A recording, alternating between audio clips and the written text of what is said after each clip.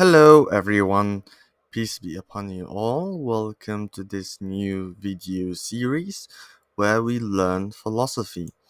We are going to read specifically the Introduction to Philosophy by OpenStax, and we are going to listen to the book by Natural Reader.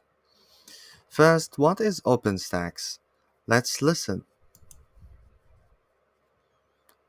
Let's OpenStax provides free, peer-reviewed, openly licensed textbooks for Sorry, let's reduce the speed.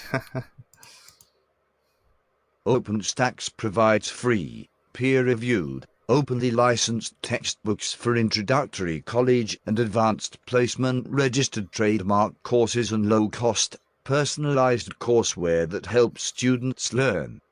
A non-profit edtech initiative based at Rice University. We're committed to helping students access the tools they need to complete their courses and meet their educational goals.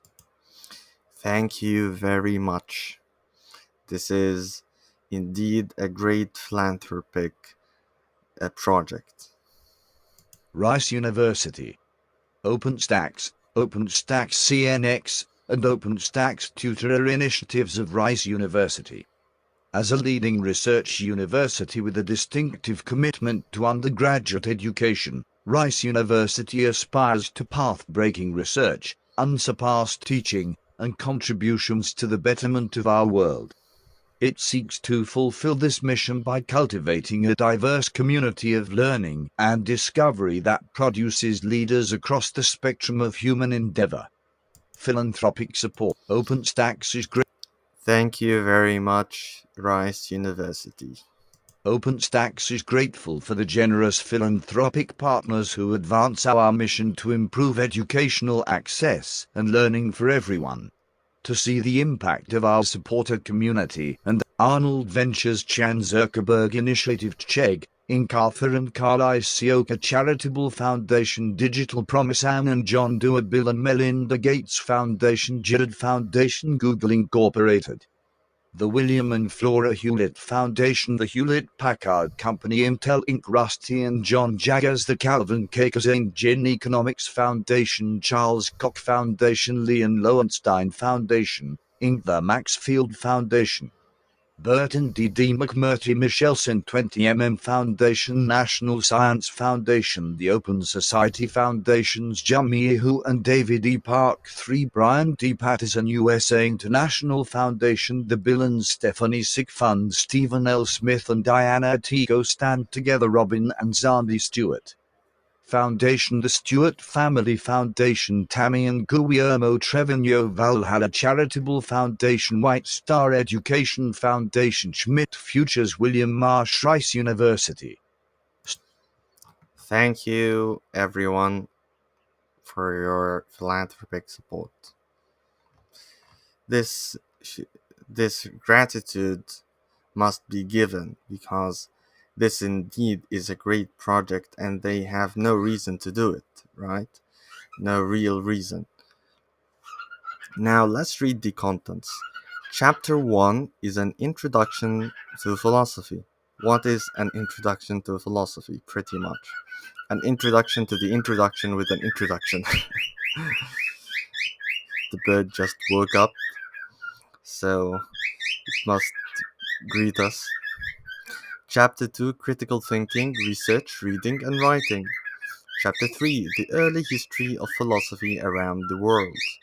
Chapter 4, The Emergence of Classical Philosophy. Chapter 5, Logic and Reasoning. Chapter 6, Metaphysics. Chapter 7, Epistemology. Chapter 8, Value Theory. Chapter 9, Normative Moral Theory. Chapter 10, Applied Ethics. Chapter 11, Political Philosophy. Chapter 12, Contemporary Philosophies and Social Theories, and total of 400 pages. That's quite a small number in comparison to the content it has, so do not overestimate it. Okay, about the introduction to philosophy. Introduction to Philosophy provides an overview of a common range of philosophical topics for a first or second year general education philosophy course. It is organized thematically, following the principal categories of academic philosophy, logic, metaphysics, epistemology, theories of value, and history of philosophy. A recurring theme of Introduction to Philosophy is its incorporation of multicultural and global perspectives.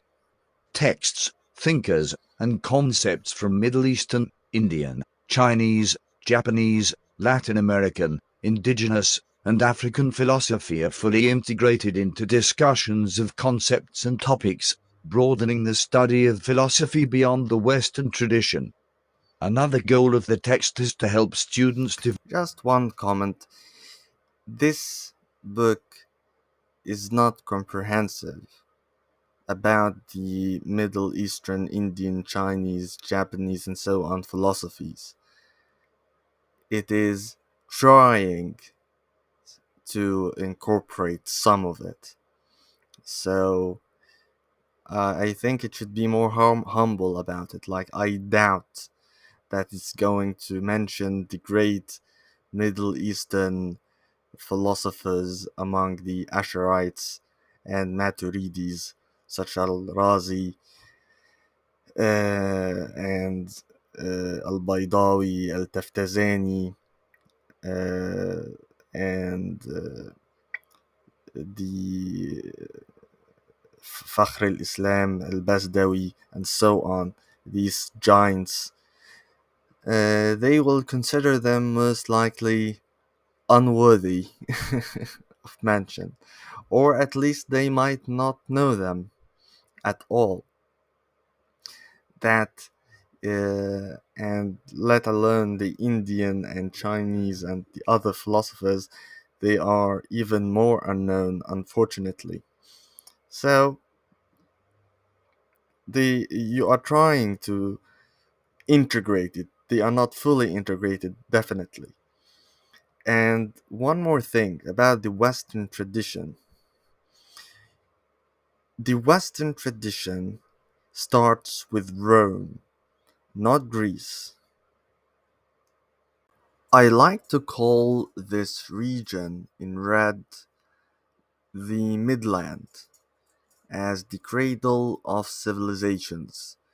Humanity probably emerged around Ethiopia, Somalia, and Yemen, and then expanded to the north to Egypt, Syria, Iraq, uh, Anatolia, Greece, and this southern Ukraine, Armenia, the Caucasus, and eastern Iran, and then expanded further to the east and the west.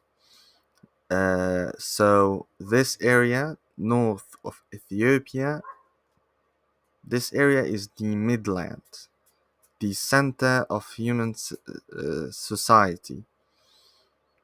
And then we have the west. The west consists of Morocco, Tunisia, Algeria,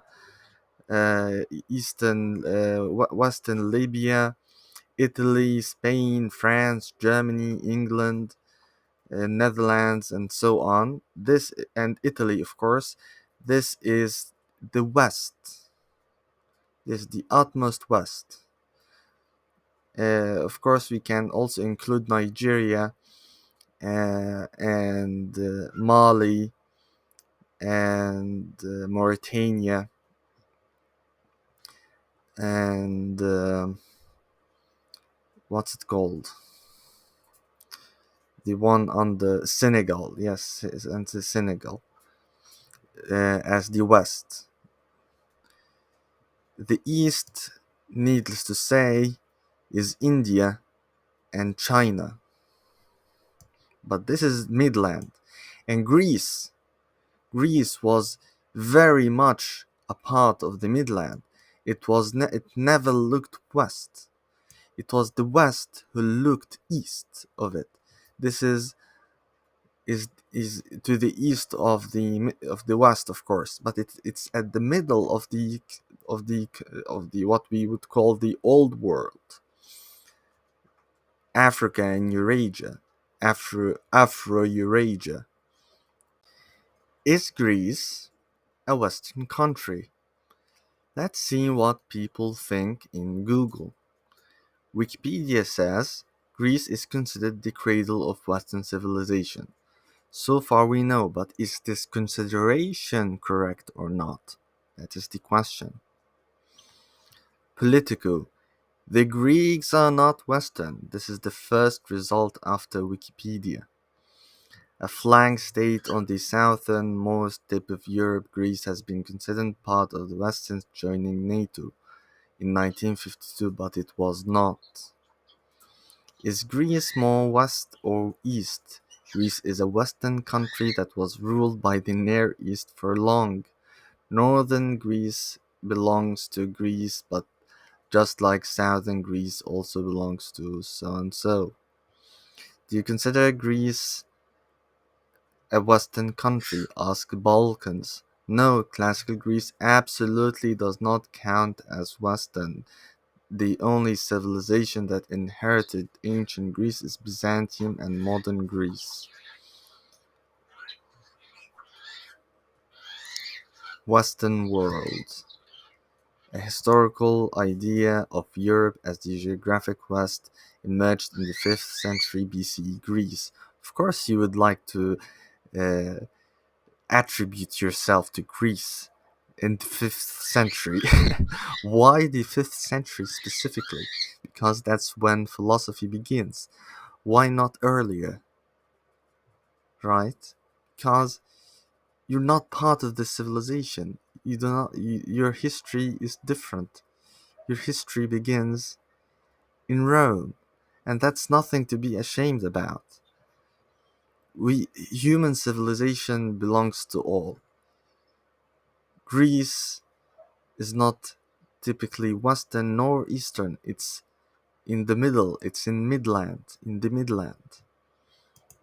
So is Egypt. I'm an Egyptian. I do not mind people being liking to attribute themselves to Egypt like other Africans. I do not mind because I know that my civilization does not belong to me specifically, it belongs to humanity. So does Babylon, so does Ethiopia, and so on. It is this attribution by the West which is annoying and funny as well. I'll show you why it's funny. You could read these articles and you'll find more evidence about this. Let's read the first one.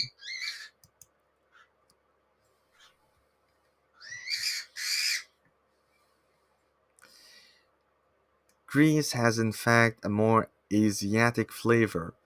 That's true. In 1822, a Greek nobleman called Ioannis Kapodistriou left his post as a foreign minister to the Tsar of Russia and retired to Geneva, where where he set about beginning his life's work. Kapodistriou, who had made his name at the 1815 Congress of Vienna that brought stability to Europe after Napoleon's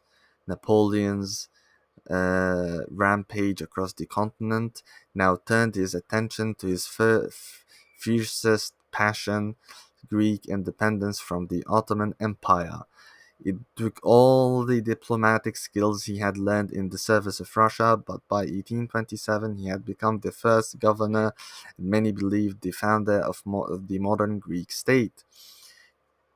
Greece was always a part of Anatolia, and right now all the conflict between Greece and Turkey is because of rigid, strict nationalism and racism.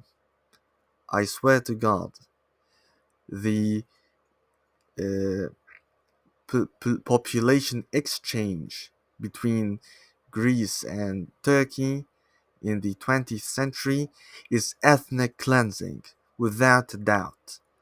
And it's disgusting that Turkish people who have lived for centuries in Greece and uh, Greek people living in Turkey for over a millennium, all that time, and then you just empty all these villages and cities of their people. Disgusting. Disgusting, just because of nationalism. What's wrong with living together? What's wrong with the Greeks and Turks living together? What's different? What's so different about the Greeks and Turks? They look the same, they eat the same, they have almost the same traditions and everything. They are both Ottomans, whether you like it or not. The Greeks have been Ottomanized, Turkified to all to the end. You might have different religion, but that pretty much was not the case in the past. There were many Turks inhabiting Greece, making it Muslim-like, and vice versa. Many Greeks living in Turkey, making it Greek-like. It is a sad consequence of nationalism. Greece had been a part of the Ottoman Empire, and in the present, instead of demanding independence, why not demand your rights? If you feel um, the oppressed, if you feel oppressed, that's the word I'm looking for, you could demand justice, demand equality, not independence, right? Demand more rights, or at least some independence, right? Not total independence. It is it is a sad reality. Greece had been a part of the Ottoman Empire from the mid-5th century until independence in 1830, so it never went through defining Western historical processes like the Renaissance, the Enlightenment. Other Balkan countries like the Ottoman border states of Slovenia and Croatia have, as former parts of the Austro-Hungarian Empire, more historical continuity with Europe. This allowed them to adapt to the norms of the EU more easily than Greece, more a much older member state. This is where the rupture has occurred, says Dimitris Triantafylou, director of the Center of International and European Studies at Qatar Has University in Istanbul. This is where the doubt comes from Greeks: do we belong to the West or are we alone? On the flag, why is there this? Very sad, very sad. I'm very sad every time I remember this topic. It saddens me. Although I have nothing to do with it. I'm Egyptian, but it's a sad story nonetheless. I have this video which really illustrates the distinction, the large distinction between Greece and the West. It is by Wow Mao. Here's how it's written: Wow Mao. And it features Kraut the parrot. It's very, very good.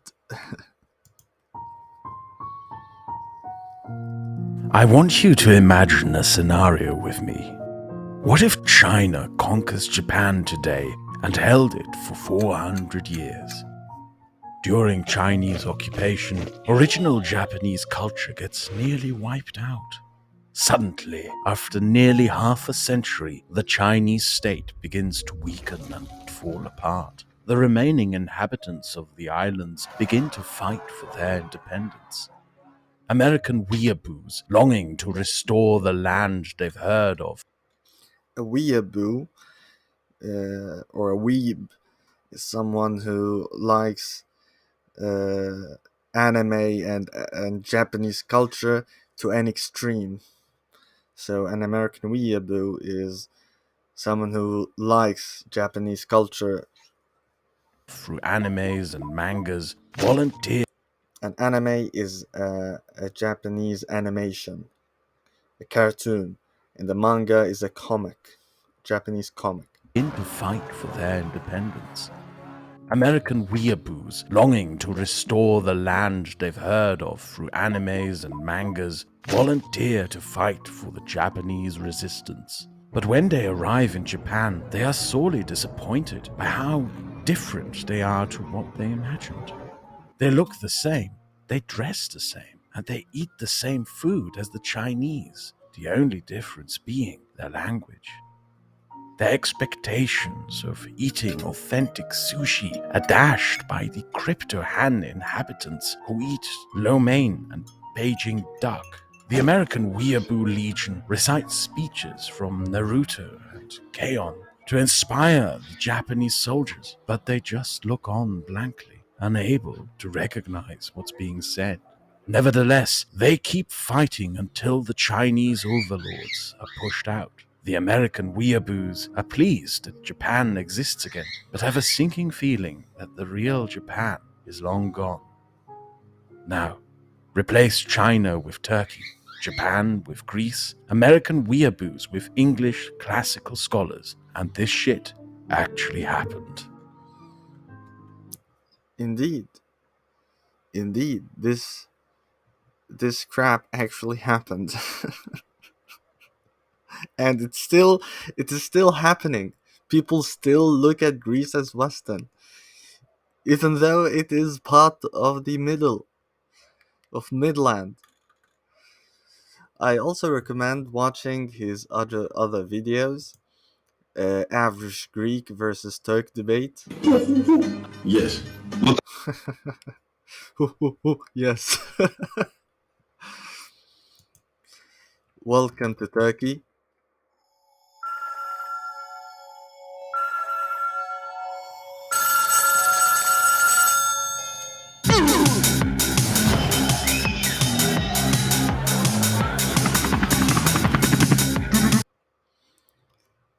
Welcome to Greece.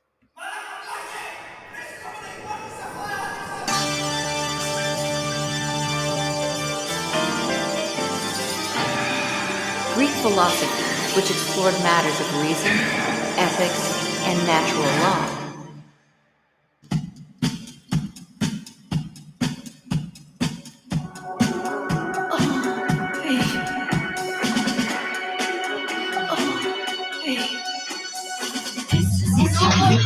Oh, is that Erdogan? Yes. Wait. Yes, it's Erdogan.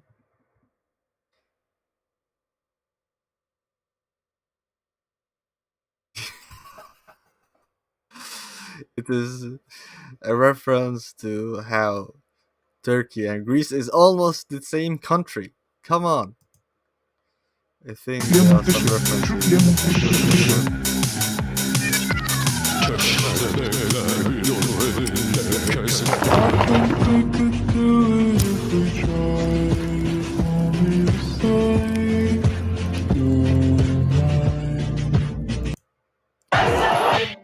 The Aegean region. We're going to explore some of the more fascinating places and try to Greece. understand It's Greece. Oh my why god. so many places in this part of Turkey looks Greek. No. Oh no, I'm Greek. Oh no. Come on, guys. Be friends. Unite. Become one country. You must become one country already. They are fighting over the sea as well. Because, okay, that's another story. Oh god, you must watch these videos. So, back to philosophy.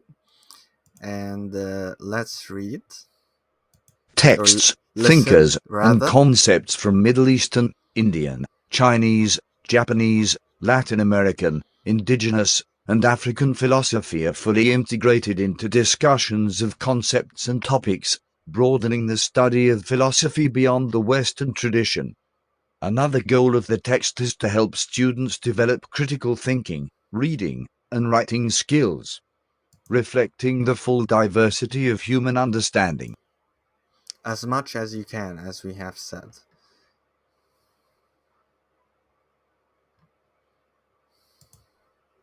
Enriching and engaging features. Doing philosophy. While there is certainly not one method of doing philosophy, there are practices and habits that make someone a better reader, writer, researcher, and thinker in philosophy. A set of recurring features makes these skills explicit and concrete, with guidance geared toward the introductory student. Think like a philosopher. These features adopt one of two approaches. Some instances prompt students to engage with concepts key to philosophical argument, and thus to critical thinking, either in the form of interactive online exercises or as written guidance. Others guide students in formulating their own approaches to philosophical questions. Write like a philosopher. These features challenge the reader to articulate their own written responses to philosophical prompts or to craft their own philosophical arguments. Clear guidance is given on both the considerations that should appear in the response and the most effective structure for written philosophical discourse. Read like a philosopher. These features prompt students to engage with portions of key primary texts, such as Plato's Apology or the Dialogue. Clear structure is provided, guiding the reader on what elements of the text to pay close attention to and what questions they should hold in their minds while reading. Nice. Let's start. Still, we have about the authors. About the authors. Senior contributing author. Nathan Smith, Houston Community College. Nathan Smith has a PhD in philosophy from Boston College and the University of Paris, Sorbonne. His Oh, I'm in the Sorbonne as well. Nice. Yeah. Nathan Smith has a PhD in philosophy from Boston College and the University of Paris, Sorbonne. His dissertation was on René Descartes' early scientific and mathematical work.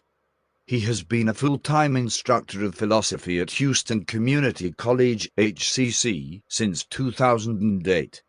He has published on Descartes, phenomenology, and topics in Open Educational Resources (OER), including chapter contributions to an OER textbook through the Rebus Foundation.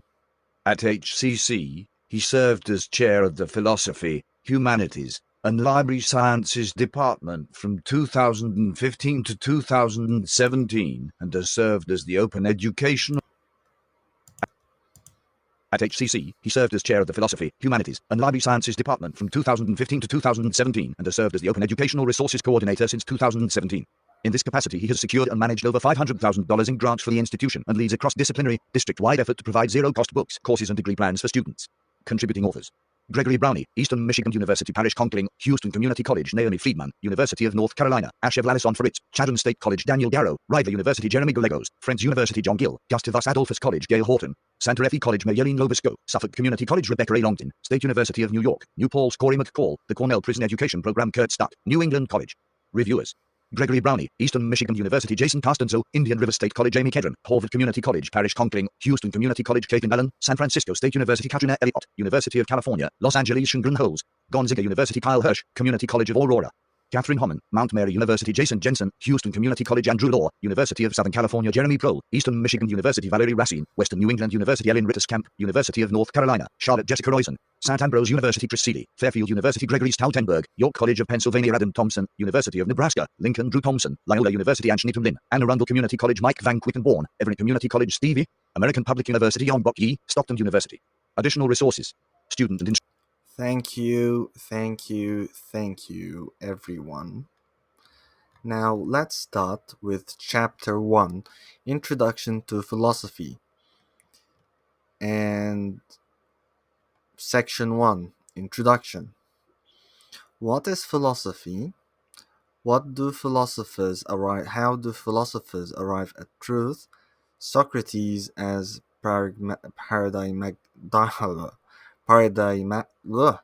paradigmatic historical philosopher, an overview of contemporary philosophy, introduction. These are the sections. And now we are in the introduction of the chapter, which is Introduction to Philosophy. For most college, We will listen to or study section 1 in this video. What is philosophy?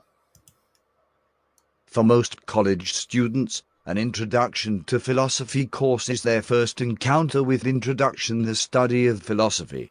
Unlike most of your other courses, philosophy is not something usually covered in high school.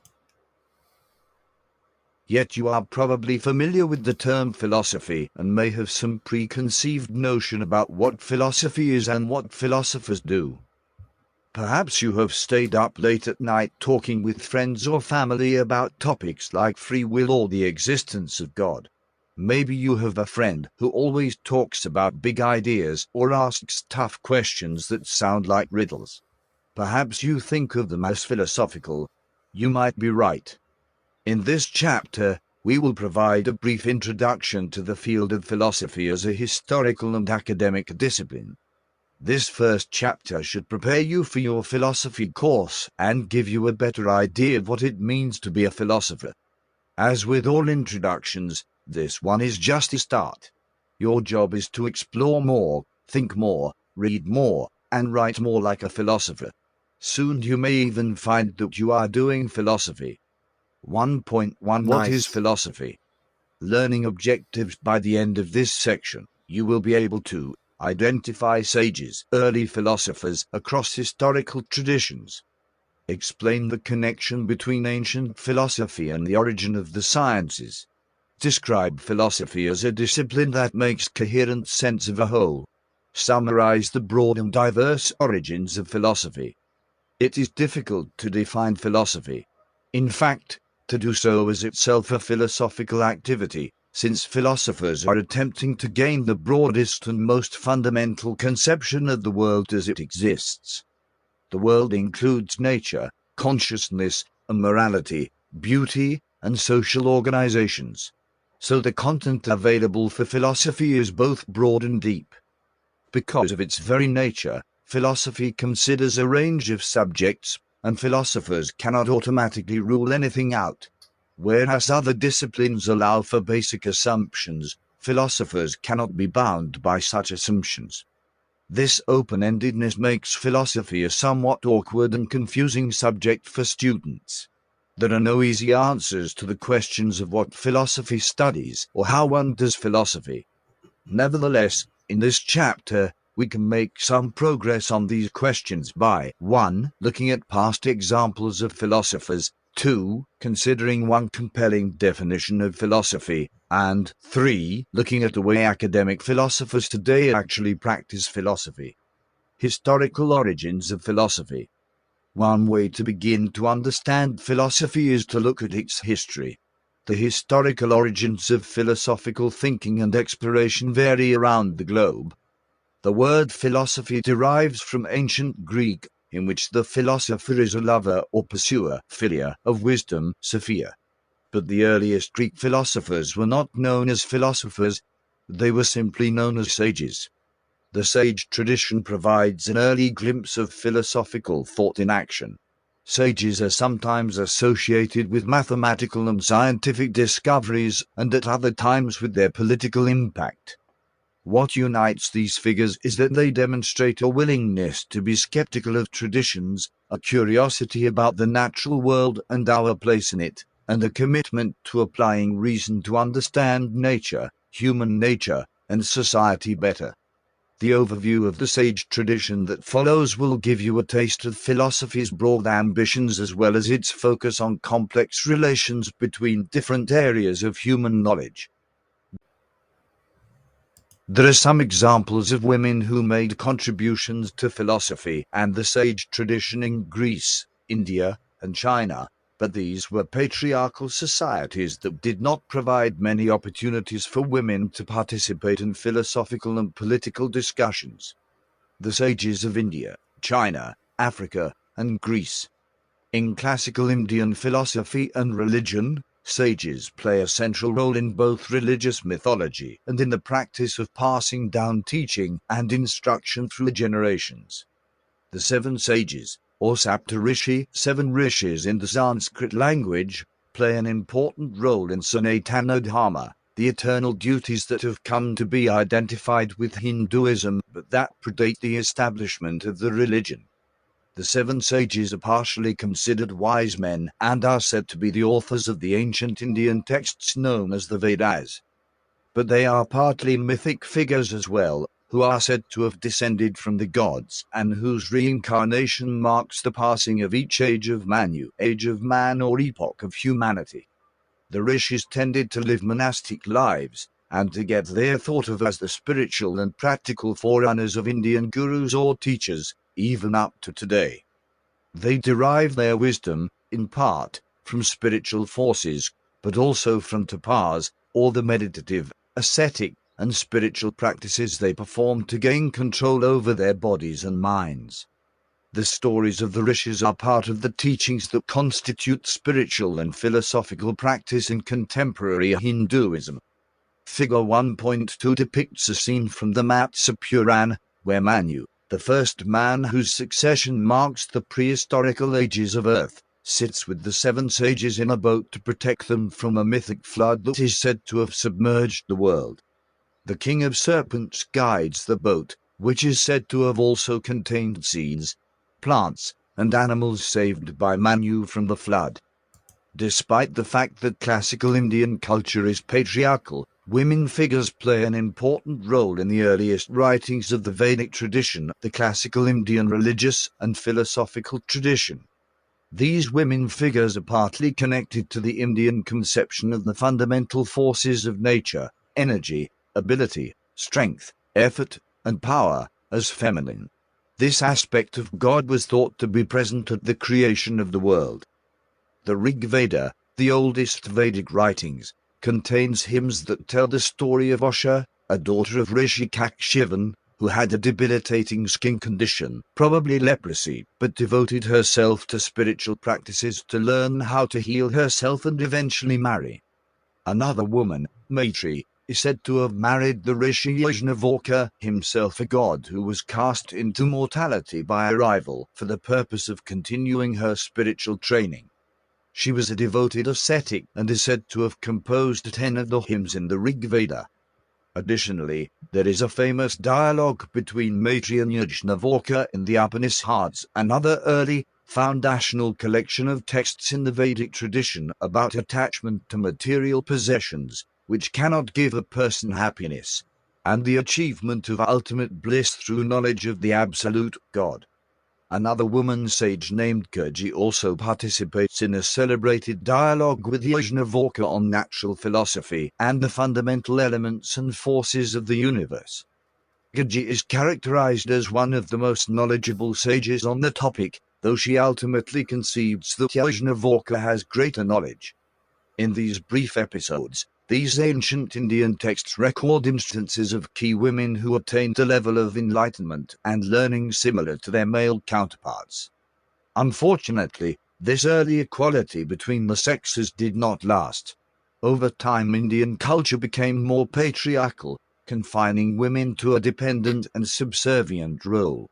Perhaps the most dramatic and cruel example of the effects of Indian patriarchy was the ritual practice of sati, in which a widow would sometimes immolate herself, partly in recognition of the fact that following the death of her husband, her current life on earth served no further purpose. Route 2016.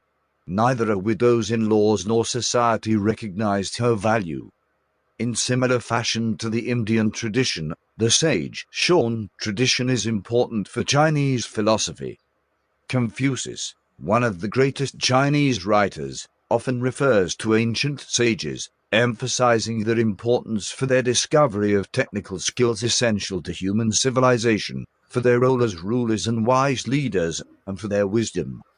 This emphasis is in alignment with the Confucian appeal to a well-ordered state under the guidance of a philosopher king. This point of view can be seen in early sage figures identified by one of the greatest classical authors in the Chinese tradition as the nest builder and fire maker, or, in another case, the flood controller. These names identify wise individuals with early technological discoveries. The Book of Changes, a classical Chinese text, identifies the 5 mythic emperors as sages, including Yao and Shan, who are said to have built canoes and oars, attached carts to oxen, built double gates for defense, and fashioned bows and arrows. Gorn 1983. Emperor Shun is also said to have ruled during the time of a great flood, when all of China was submerged. He was credited with having saved civilization by building canals and dams. Figure 1.3. The Chinese philosopher and these What's up with the floods? What is it? The flood of Noah? Did it cover the east, the entire east, or what? These figures are praised not only for their political wisdom and long rule, but also for their filial piety and devotion to work. For instance, Mencius, a Confucian philosopher, relates a story of Shun's care for his blind father and wicked stepmother, while he was praised for his selfless devotion to work. In these ways, the Chinese philosophical traditions, such as Confucianism and Moism, associate key values of their philosophical enterprises with the great sages of their history. Whether the sages were, in fact, actual people or, as many scholars have concluded, mythical forebearers, they possessed the essential human virtue of listening and responding to divine voices. This attribute can be inferred from the Chinese script for Shan, which bears the symbol of a near as a prominent feature. So the sage is one who listens to insight from the heavens and then is capable of sharing that wisdom or acting upon it to the benefit of his society. Gorn 1983. This idea is similar to one found in the Indian tradition, where the most important texts, the Vedas, are known as Shruti, or works that were heard through divine revelation and only later written down. Although Confucianism is a venerable world philosophy, it is also highly patriarchal and resulted in the widespread. What's wrong with it being divine revelation? They say it as if it is something that is a shortcoming of the text. Does philosophy have to be secular? Not necessarily.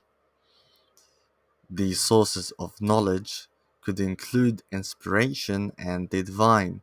If you say no, then you just have a different epistemology than them. Doesn't mean that they are not practicing philosophy. Although Confucianism is a venerable world philosophy, it is also highly patriarchal and resulted in the widespread subordination of women.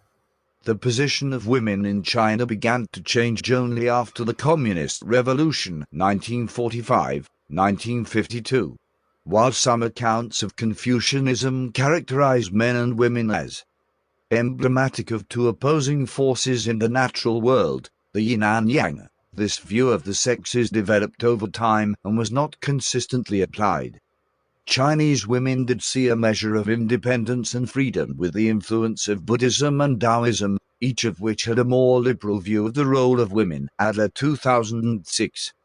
A detailed and important study of the sage tradition in Africa is provided by Henry Otier Aruka, 1990, who makes the case that prominent folk sages in African tribal history developed complex philosophical ideas.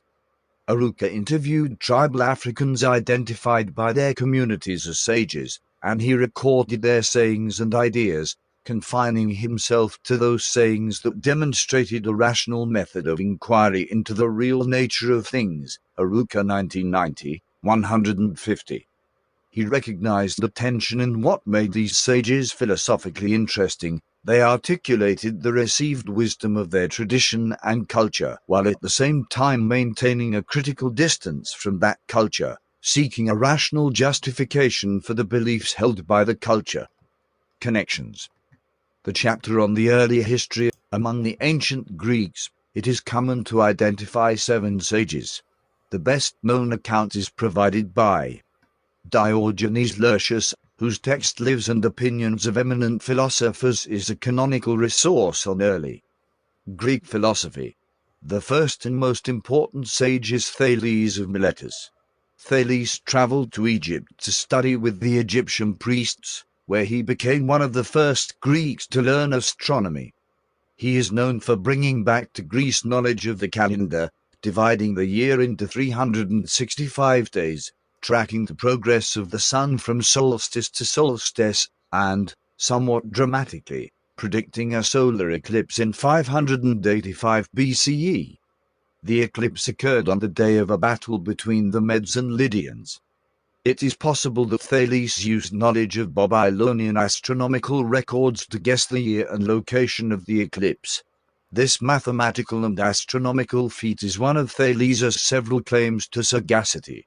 In addition, he is said to have calculated the height of the pyramids using the basic geometry of similar triangles and measuring shadows at a certain time of day.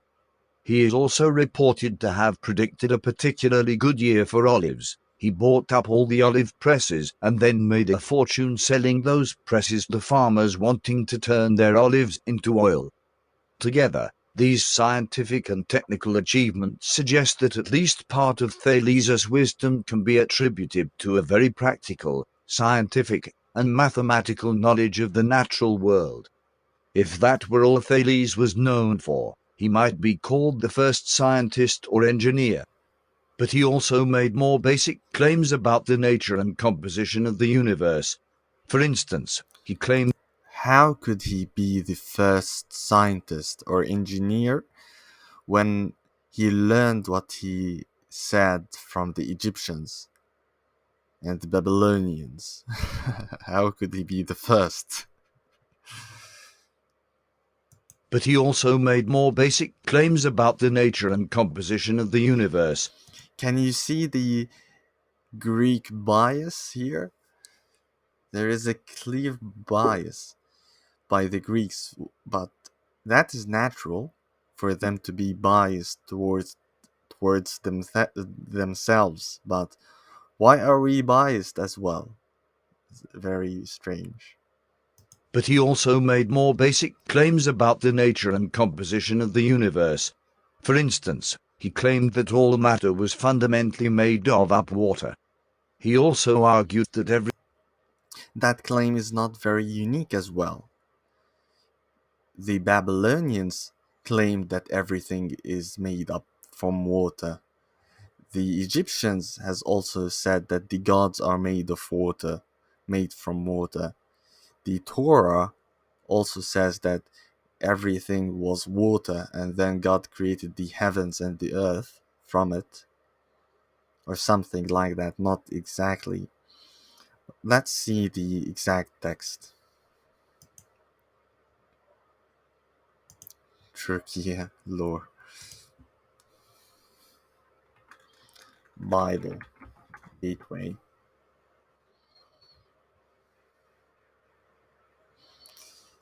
Read the Bible. Available versions.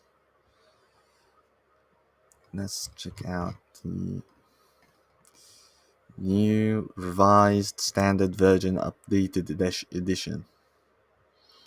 Genesis 1. When God began to create the heavens and the earth was complete chaos and darkness covered the face of the deep. The deep, you see? Deep means water, first water. While a wind from God swept over the face of the waters. So there was water everywhere. And then God said, "Let there be light." So everything is made from water.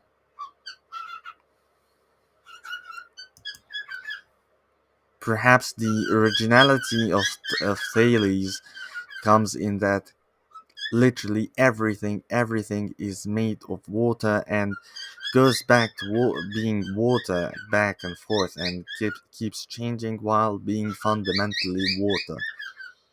That's the new claim. He also argued that everything that moved on its own possessed a soul and that the soul itself was immortal. These claims demonstrate a concern about the fundamental nature of reality. Another of the seven sages was Solon, a famed political leader. He introduced the law of release to Athens, which cancelled all personal debts and freed indentured servants, or debt slaves, who had been consigned to service based on a personal debt they were unable to repay. In addition, he established a constitutional government in Athens with a representative body, a procedure for taxation, and a series of economic reforms. He was widely admired as a political leader, but voluntarily stepped down so that he would not become a tyrant. He was finally Nice. forced to flee Athens when he was unable to persuade the members of the assembly, the ruling body, to resist the rising tyranny of one of his relatives, Pisistratus. When he arrived in exile, he was reportedly asked whom he considered to be happy, to which he replied, "One ought to count no man happy until he is dead." Aristotle interpreted this statement to mean that happiness was not a momentary experience, but a quality reflective of someone's entire life. Beginnings of natural philosophy. The sage tradition is a largely prehistoric tradition that provides a narrative about how intellect, wisdom, piety, and virtue led to the innovations central to flourishing of ancient civilizations. Particularly in Greece, the sage tradition blends into a period of natural philosophy, where ancient scientists or philosophers try to explain nature using rational methods. Several of the early Greek schools of philosophy were centered on their respective views of nature.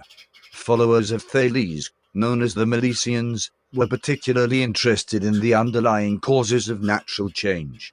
Why does water turn to ice? What happens when winter passes into spring? Why does it seem like the stars and planets orbit Earth in predictable patterns? From Aristotle we know that Thales thought there was a difference between material elements that participate in change and elements that contain their own source of motion. This early use of the term element did not have the same meaning as the scientific. He is referring to how Thales thought that magnets have their own soul that moves things, and other things participate in change not because of themselves. This early use of the term element did not have the same meaning as the scientific meaning of the word today in a field like chemistry. But Thales thought material elements bear some fundamental connection to water in that they have the capacity to move and alter their state. By contrast, other elements have their own internal source of motion, of which he Yes, cites the magnet and amber, which exhibits forces of static electricity when rubbed against other materials. indeed. He said that these elements have soul. This notion of soul, as a principle of internal motion, was influential across ancient and medieval natural philosophy. In fact, the English language words animal and animation are derived from the Latin word for soul, anima. Similarly, early thinkers like Xenophon began to formulate explanations for natural phenomena. For instance, he explained rainbows, the sun, the moon, and St. Elmo's fire, luminous, electrical discharges as apparitions of the clouds. This form of explanation, describing some apparent phenomenon as the result of an underlying mechanism, is paradigmatic of scientific explanation even today. Parmenides, the founder of the Eleatic school of philosophy, used logic to conclude that whatever fundamentally exists must be unchanging because if it ever did change, then at least some aspect of it would cease to exist.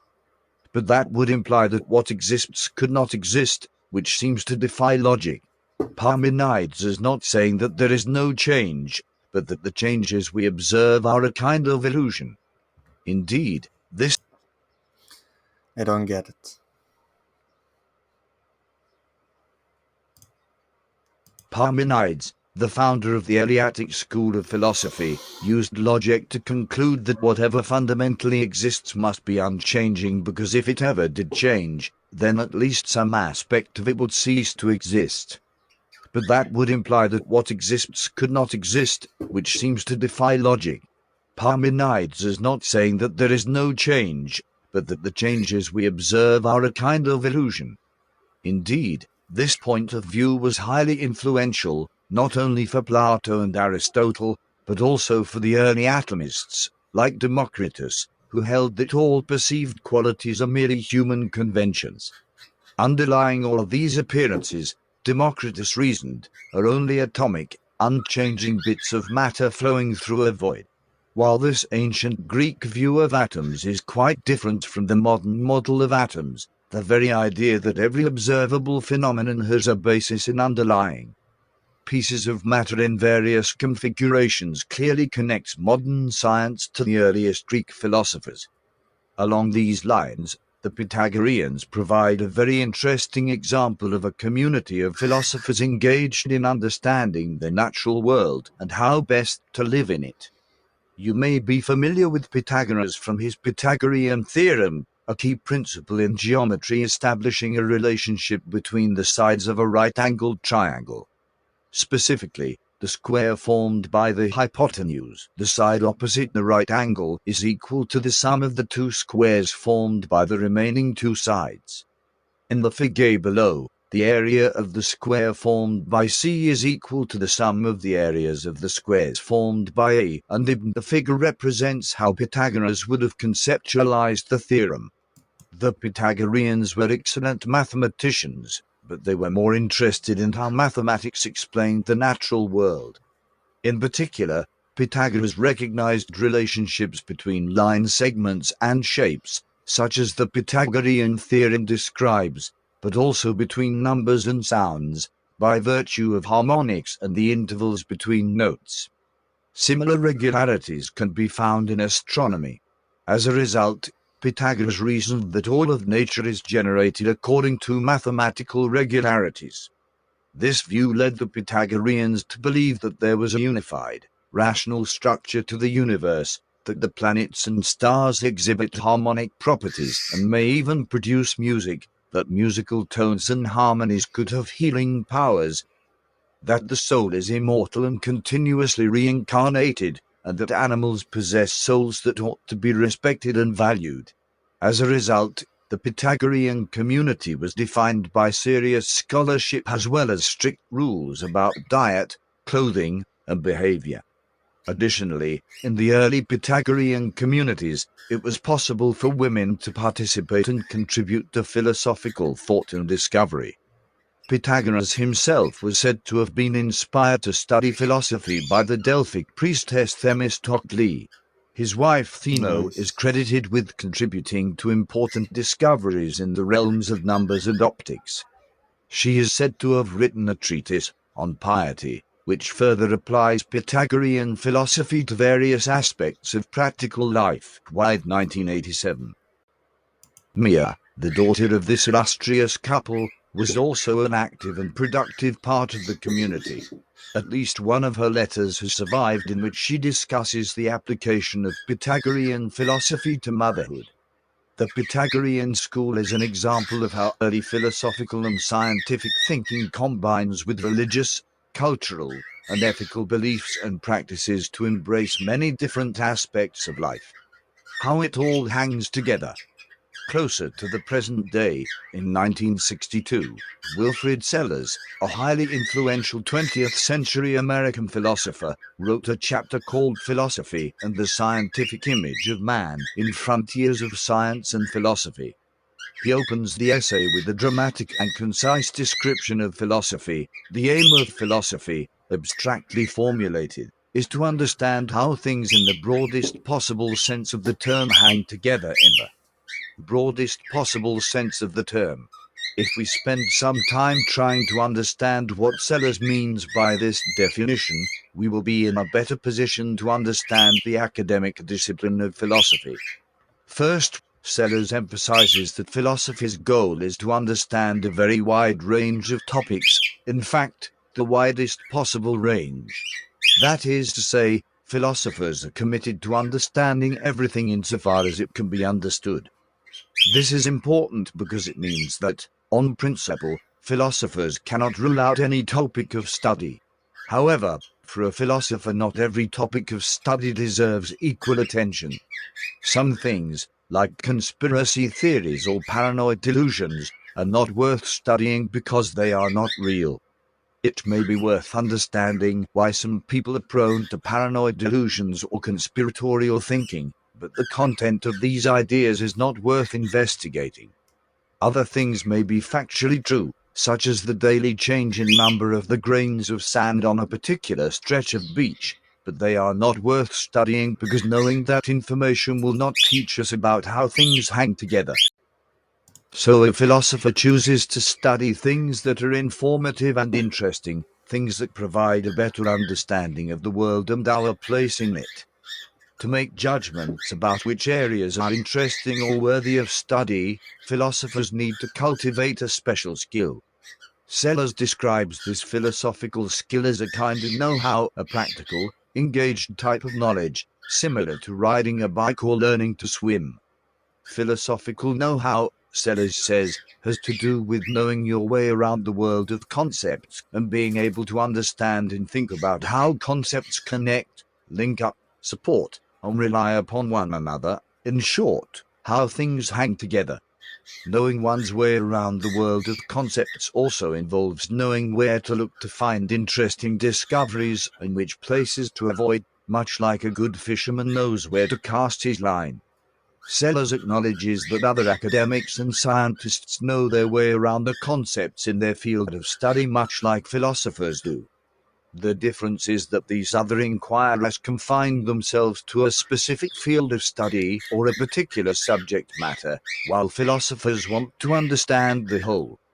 Sellers thinks that this philosophical skill is most clearly demonstrated when we try to understand the connection between the natural world as we experience it directly, the manifest image, and the natural world as science explains it, the scientific image. He suggests that we gain an understanding of the nature of philosophy by trying to reconcile these two pictures of the world that most people understand independently. Unlike other subjects that have clearly defined subject matter boundaries and relatively clear methods of exploration and analysis, philosophy intentionally lacks clear boundaries or methods. For instance, your biology textbook will tell you that biology is the science of life. The boundaries of biology are fairly clear. It is an experimental science that studies living things and the associated material necessary for life. Similarly, biology has relatively well-defined methods. Biologists, like other experimental scientists, broadly follow something called a scientific method. This is a bit of a misnomer, unfortunately, because there is no single method that all the experimental sciences follow. Nevertheless, biologists have a range of methods. I like him trying to be accurate. I appreciate it. Nevertheless, biologists have a range of methods and practices, including observation, experimentation, and theory comparison and analysis, that are fairly well established and well known among practitioners. Philosophy doesn't have such easy prescriptions, and for good reason. Philosophers are interested in gaining the broadest possible understanding of things, whether that be nature, what is possible, morals, aesthetics, political organizations, or any other field or concept.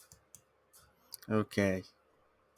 Now we will do this reading exercise titled Read Like a Philosopher: Philosophy and the Scientific Image of Man. This essay by Wilfred Sellers has been republished several times and can be found online. Read through the essay with particular focus on the first section. Consider the following study questions. What is the difference between knowing how and knowing that? Are these concepts always distinct? What does it mean for philosophical knowledge to be a kind of know how? What do you think Sellers mean when he says that philosophers have turned other special subject matters to non philosophers over the past 2,500 years. Sellers describes philosophy as bringing a picture into focus, but he is also careful to recognize challenges with this metaphor as it relates to the body of human knowledge. What are those challenges? Why is it difficult to imagine all of human knowledge as a picture or image? What is the scientific image of man in the world? What is the manifest image of man in the world? How are they different? And why are these two images the primary images that need to be brought into focus so that philosophy may have an eye on the whole? And here we have the Sellers article, and let's read through it. I have read some of it, but we need to read it again. Nothing is wrong with that. Let's zoom in. Okay. This consists of two lectures given at the University of Pittsburgh in December 1960. Philosophy and the Scientific Image of Man by Wilfrid Sellers. 1. The Philosophical Quest. This first section is what matters the most. Okay, cool. The aim of philosophy, abstractly formulated, is to understand how things, in the broadest possible sense of the term, hang together in the broadest possible sense of the term. Under things in the broadest sense of the term, under things in the broadest possible sense, I include such radically different items as not only cabbages and kings, but numbers and duties, possibilities and finger snaps, aesthetic experience and death. To achieve success in philosophy would be to use a contemporary turn of phrase to know one's way around with respect to all these things, not in that unreflective way in which the centipede of the story knew its way around before it faced the question, how do I walk? But in the reflective way which means that no intellectual holds are bought. Let's read it again. To achieve success in philosophy would be to use a contemporary turn of phrase to know one's way around with respect to all these things, not in that unreflective way in which the centipede of the story knew. What is the centipede of the story? That is an interesting question. The centipede of the story. Let's search.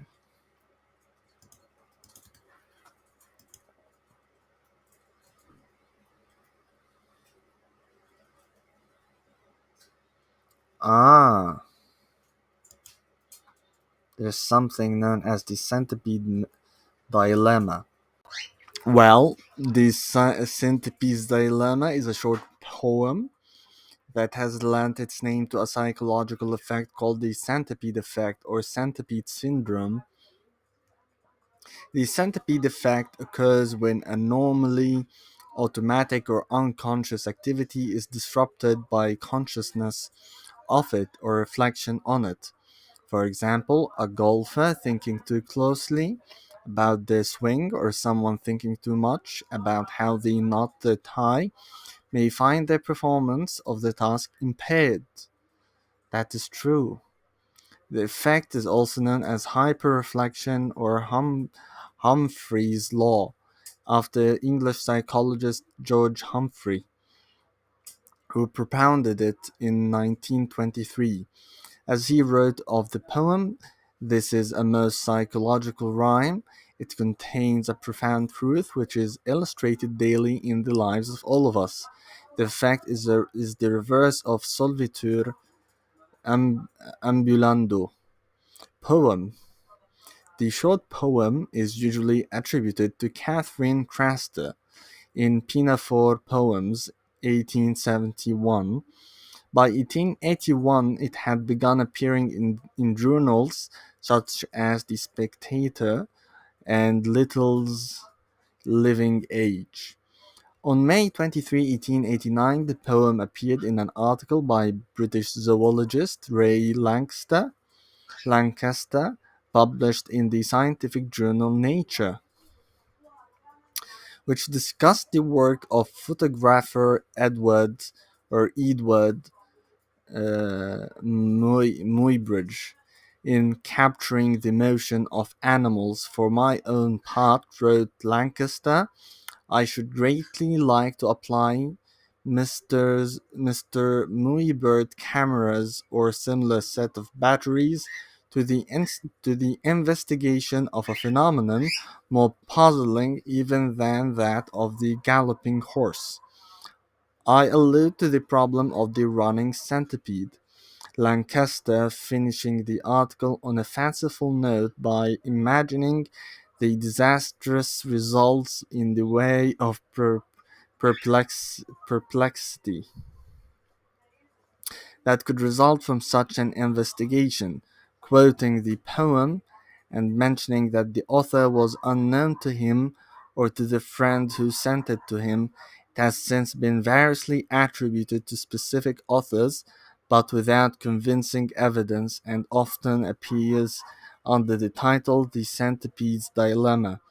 The version in the article is: a centipede was happy, quite, until a toad is fun, until a toad in fun said,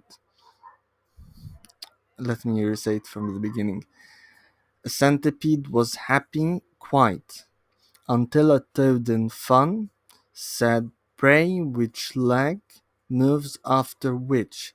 This raised her doubts to such a pitch, she fell exhausted in the ditch, not knowing how to run. That's a very interesting story.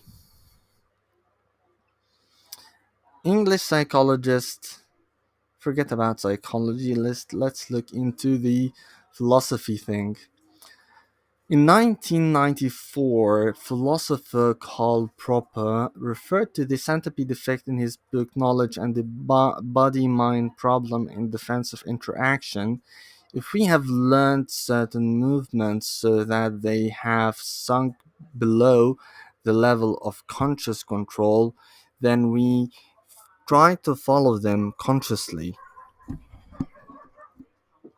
We very often interfere with them so badly that we stop them. He gives the example of a violinist, Adolf Busch. Okay, we get it. We get it. So back to the article. So now we get the reference. To achieve success in philosophy would be to use a contemporary turn of phrase, to know one's way around with respect to all these things, not in that unreflective way in which the centipede of the story knew its way around before it faced the question, how do I walk? But in that reflective way which means that no intellectual holes are barred. Uh, I don't get it. After all that, I still don't get it. But I don't think it's very important. Knowing one's way around is, to use a current distinction, a form of knowing how, as contrasted with knowing that. Knowing how and knowing that, knowing how means being able to, having the ability, I think. There is all the difference in the world between knowing how to ride a bicycle, having the ability to ride a bicycle, and knowing that that a steady pressure by the legs of a balanced person on the pedals would result in forward motion. This is practical knowledge, and this is theoretical knowledge. Again, to use an example somewhat closer to our subject, there is all the difference in the world between knowing that each step of a given proof in mathematics follows from the preceding steps and knowing how to find the proof. Sometimes being able to find a proof is a matter of being able to follow a set procedure. More often, it is not. Okay. It can be argued that anything which can be properly called knowing how to do something presupposes a body of knowledge, an unconscious body of knowledge that, or to put it differently, knowledge of truth or facts. If this were so, then the statement that ducks know how to swim would be as metaphorical as the statement that they know that water supports them. Wait, what? It can be argued that anything which can be properly called knowing how to do something presupposes a body of knowledge that, or to put it differently, knowledge of truth or facts. If this were so, then the statement that ducks know how to swim would be as metaphorical as the statement that they know that water supports them. However this may be, knowing how to do something at the level of characteristically human activity.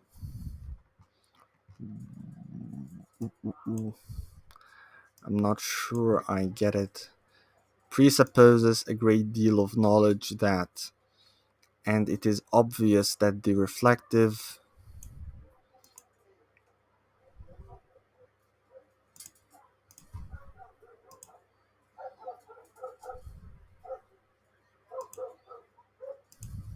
hmm,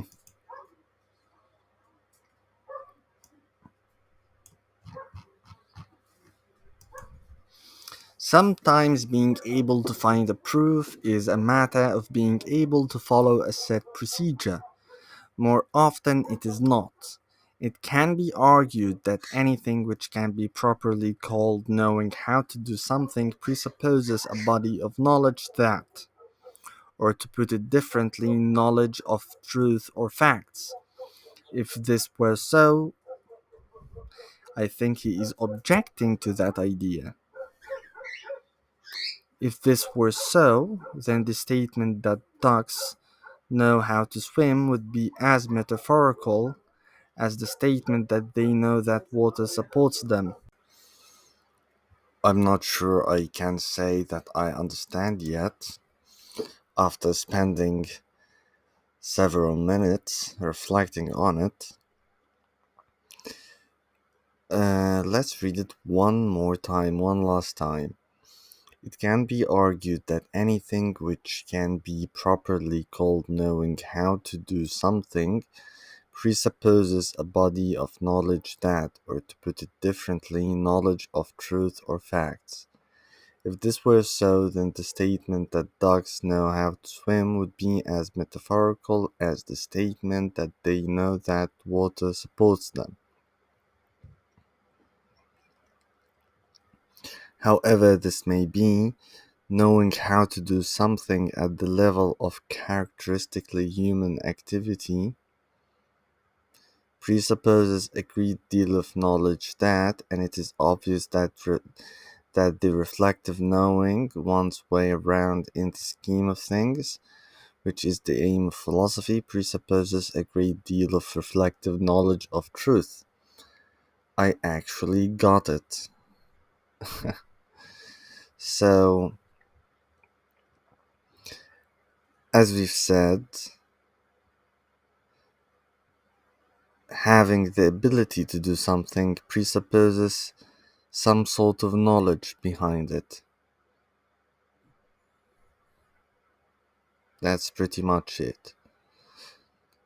This knowledge doesn't necessarily have to be expressed or explicit. It could be um, unconscious, uh, intuitive, instinctive, and so on. Let's zoom in again.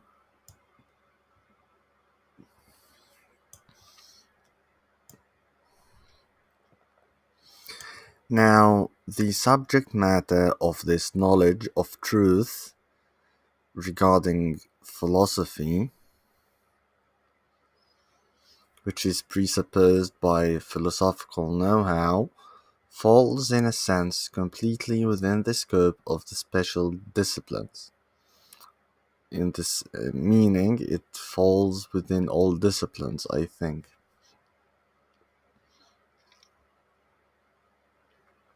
Yeah, I think so. Philosophy, in an important sense, has no special subject matter, which stands to it as other subject matters stand to other special disciplines. If philosophers did have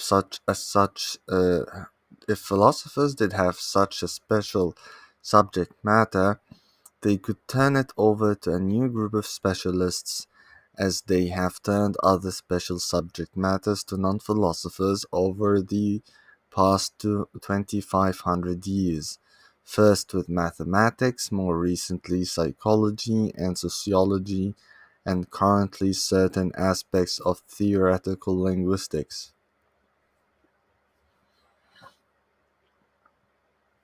What is characteristic of philosophy is not a special subject matter, but the aim of knowing one's way around with respect to the subject matters of all the special disciplines. It is as we have said, yes, we have understood it well. Now, the special disciplines know their way around in their subject matters, and each learns to do so in the process of discovering truth about its own subject matter. Okay,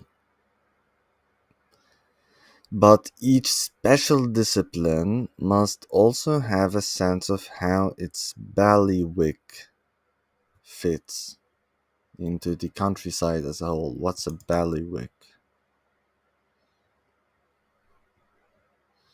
Let's go to translation. Translation.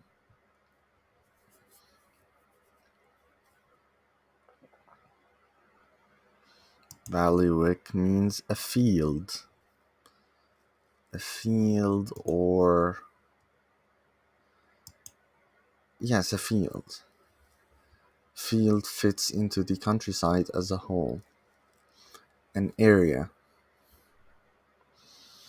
This sense in many in many cases amounts to a little more than the unreflective knowing one's way around, which is a common possession of us all.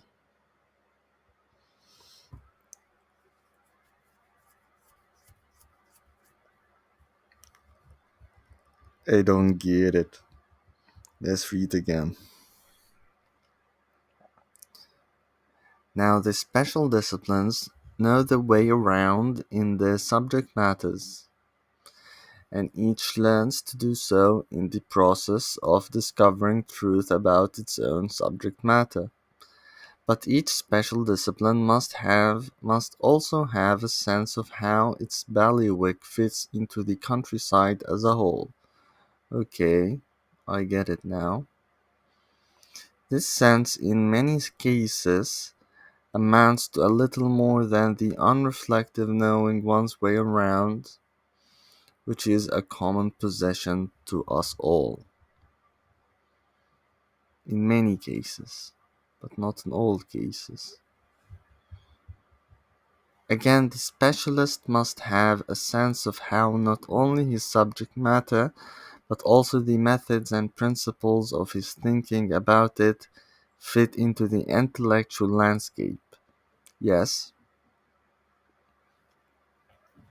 thus the historian reflects not only on historical events themselves, but on what it is to think historically. It is part of his business to reflect on his own thinking, its aims, its criteria, its pitfalls.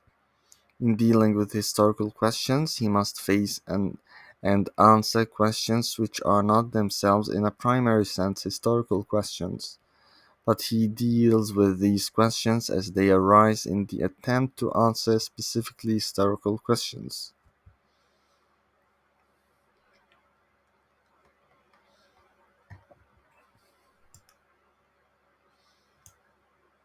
Fundamentals, or the foundations. Let's read again. Now, the special disciplines know their way around in their subject matters, and each learns to do so in the process of discovering truth about its own subject matter.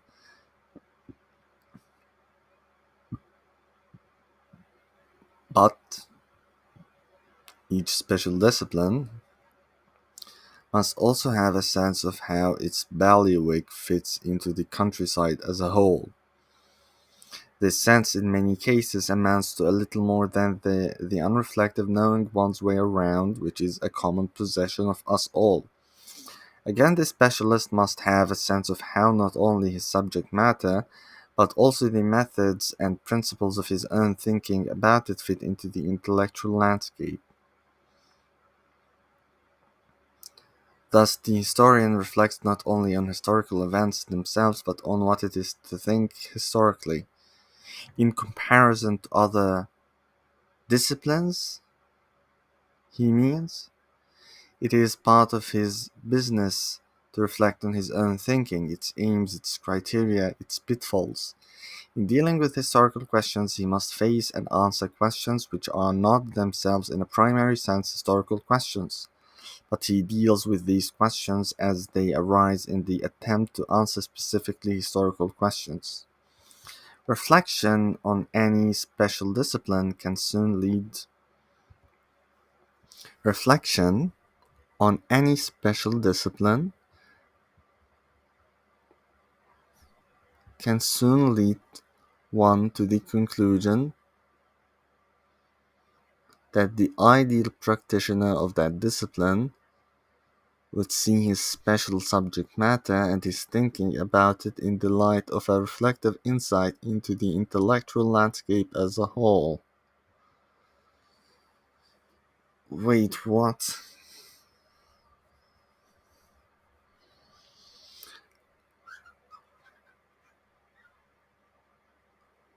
Reflection on any special discipline can soon lead some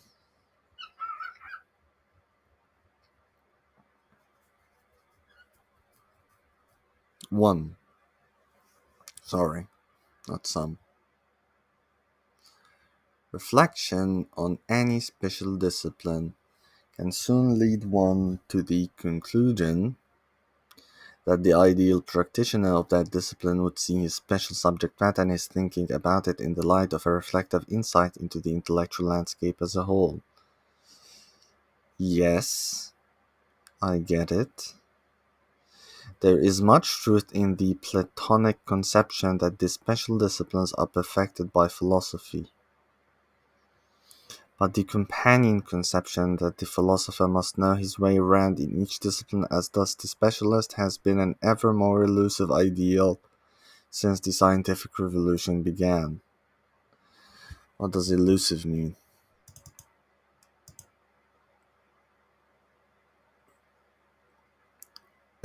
Difficult, okay. Evasive. Because of the increase of disciplines, the multiplication of disciplines.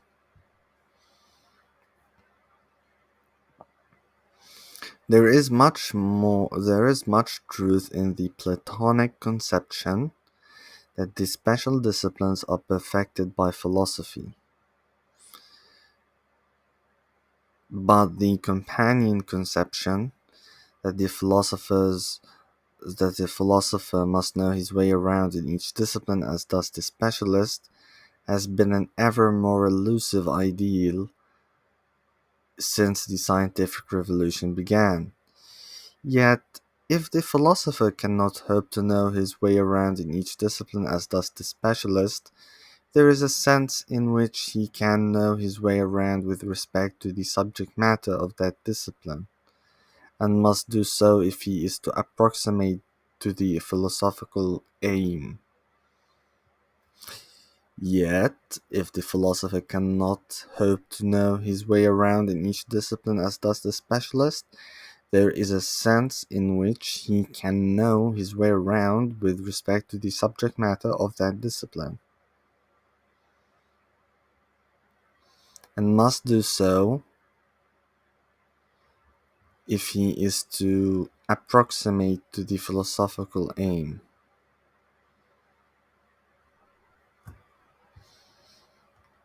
He can know his way around to a lesser extent than the specialist.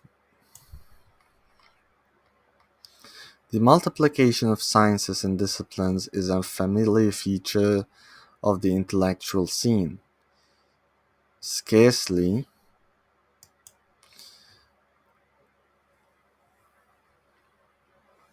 less familiar is the unification of this manifold which is taking place by the building of scientific bridges between them. Scarcely less familiar is the unification of this manifold. I shall have something to say about this unification later in this chapter. What is not so obvious to the layman is that the task of seeing all things together has itself been paradoxically broken down into specialties. And there is a place for specialization in philosophy.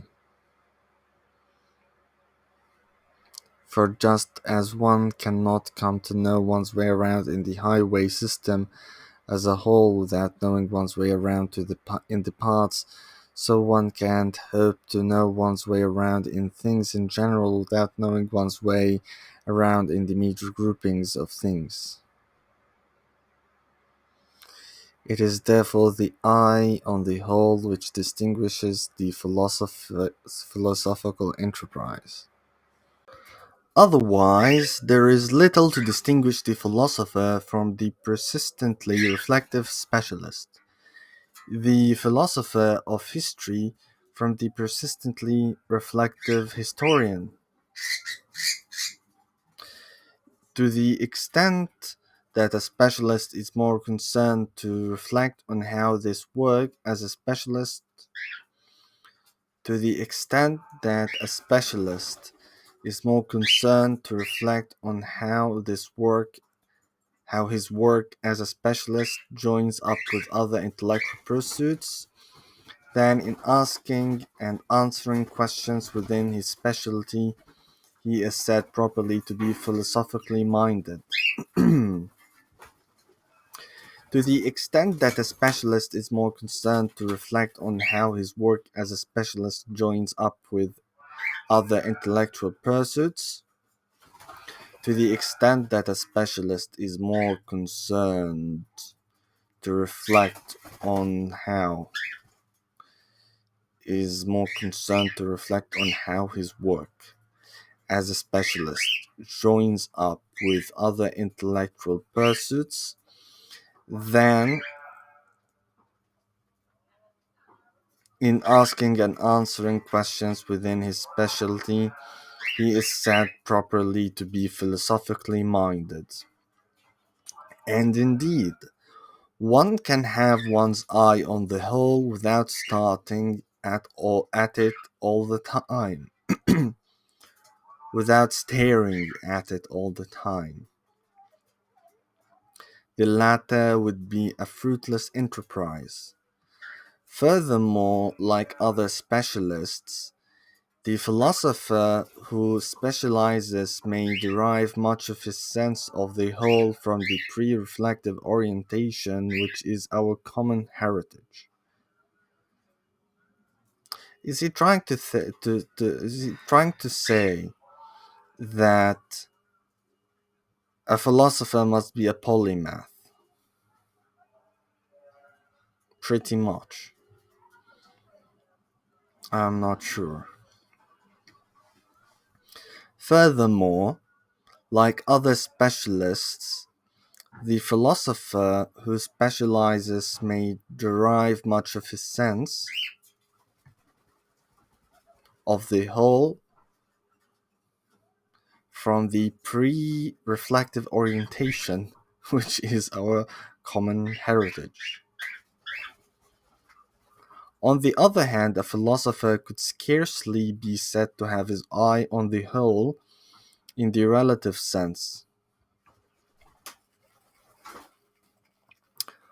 On the other hand, a philosopher could scarcely be said to have his eye on the whole in the relative sense, unless he has reflected on the nature of philosophical thinking. It is this reflection on the place of philosophy itself in the scheme of things which is the distinctive trait of the philosopher as contrasted with the reflective specialist. And in the absence of this critical reflection on the philosophical enterprise, one is at best but a potential philosopher. It has often been said in recent years that the aim of the philosopher is not to discover new truth, but to analyze what we already know. But while the term analysis was helpful in its implication that philosophy as such makes no substantive contribution to what we know, and is concerned in some way to improve the manner in which we know it, it is most misleading by its contrast to synthesis.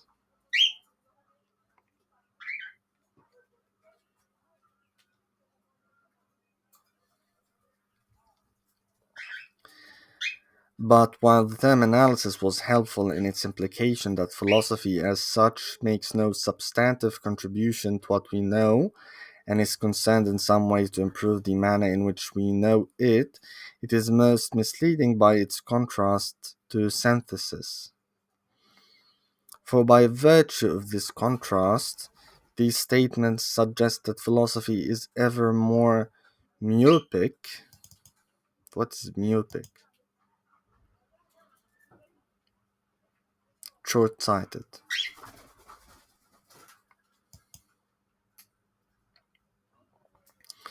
For by virtue of this contrast, these statements suggest that philosophy is ever more short-sighted, tracing parts within parts, losing each in turn from sight as new parts come into view.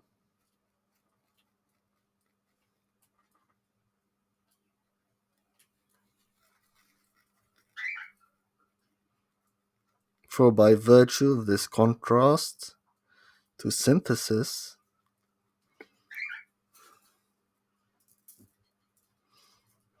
these statements suggest that philosophy is ever more myopic, tracing parts within parts. How so?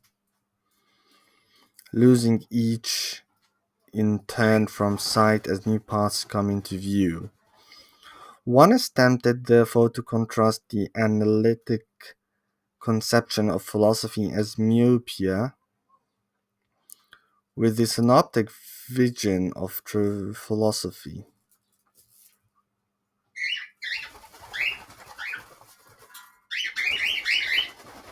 What is synoptic?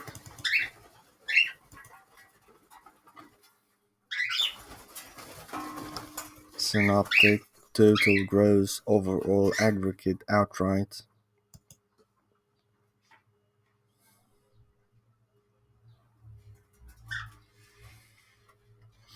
And it must be admitted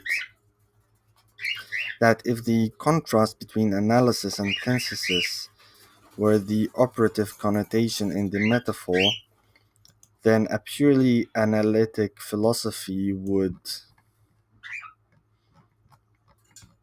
be a contradiction in terms. Wait, what? I'm struggling to understand these bits.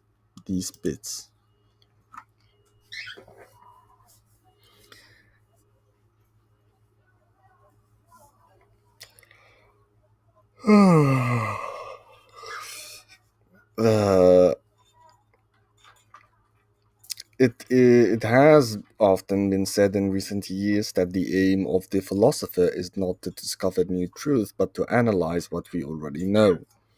But while the term analysis was helpful in its implication that philosophy as such makes no substantive contribution to what we know, and is concerned in some way to improve the manner in which we know it, it is most misleading by its contrast to synthesis. Is the mistake in are we misunderstanding synthesis? What does synthesis mean? Installation, composition, structure, assembly, texture, authorship, composition, compilation, compound, complex, combination, composition.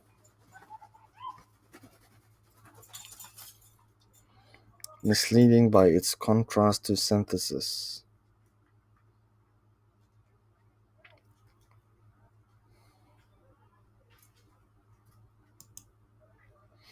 For by virtue of this contrast, these statements suggest that philosophy is ever more myopic, tracing parts within parts, losing each in turn from sight as new parts come into view. I don't understand how this follows from that.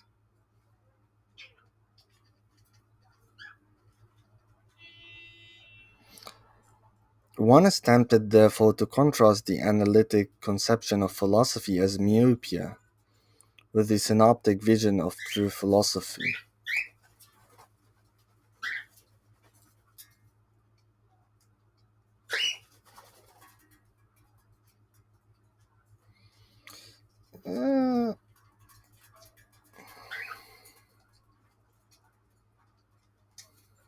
I think, I'm not sure, but perhaps he is trying to say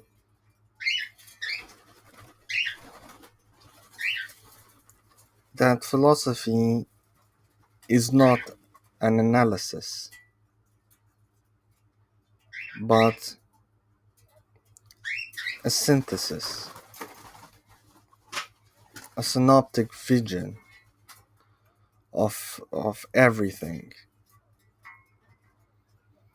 And it must be admitted that if the contrast between analysis and synthesis were the operative connotation in the metaphor, then a purely analytic philosophy would be a contradiction in terms.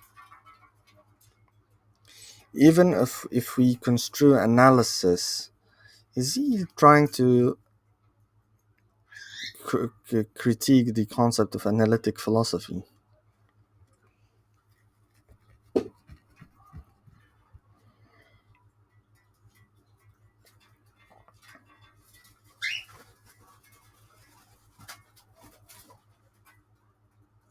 Let's read it again. And it must be admitted that if the contrast between analysis and synthesis were the operative connotation in the metaphor, I have no idea what that means. Operative connotation in the metaphor. What does that mean? I don't think we have to understand every bit. We just need to get the gist of it. Then a purely analytic philosophy would be a contradiction in terms because it must be synthetic, not analytic. Philosophy is synthetic and analysis is myopic.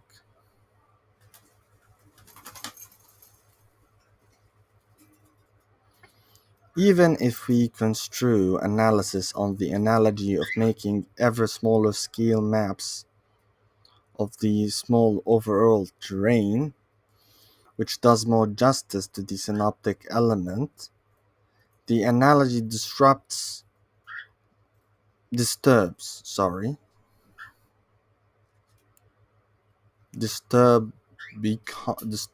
because we would have to compare philosophy to the making of small-scale maps from an original large-scale map, and a smaller scale map in this sense is a triviality. Rather, I think, Phil, as he wants to say, philosophy provides the large-scale image, the large-scale map, not vice versa, right? I'm not sure. Even if the analogy is changed to that of bringing a picture into focus, which preserves the synoptic element of and the theme of working within the framework of what is already known, while adding a dimension of gain, the analogy is disturbing in two respects. A. It suggests that these special disciplines are confused. What? How so?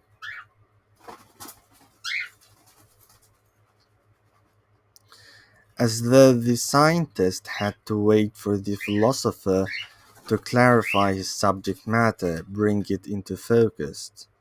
Focus. Oh. To account for the creative role of philosophy, it is not necessary to say that the scientist doesn't know his way around in his own area.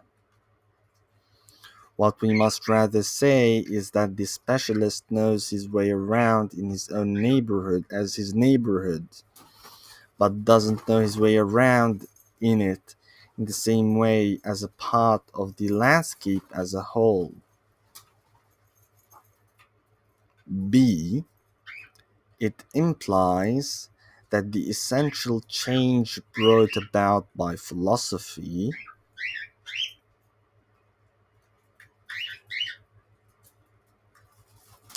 It implies that the essential change brought about by philosophy is the standing out of detail within a picture which is grasped as a whole from the start.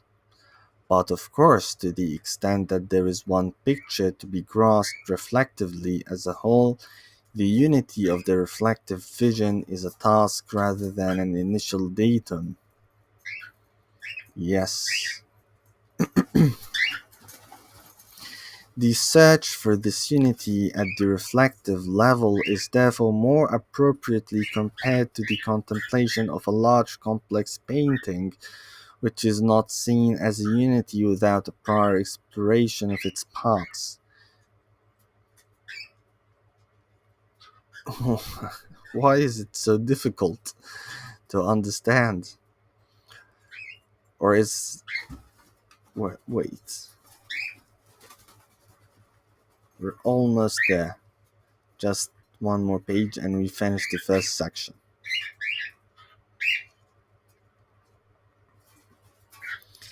It, but of course, to the extent that there is one picture to be grasped reflectively as a whole, the unity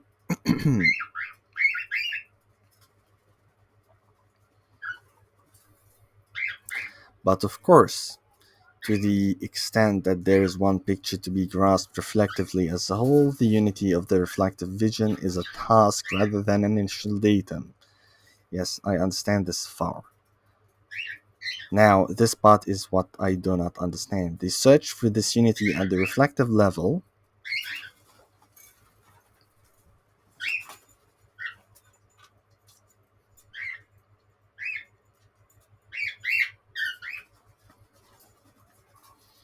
is more appropriately compared to the contemplation of a large and complex painting which is not seen as a unity without a prior exploration of its parts.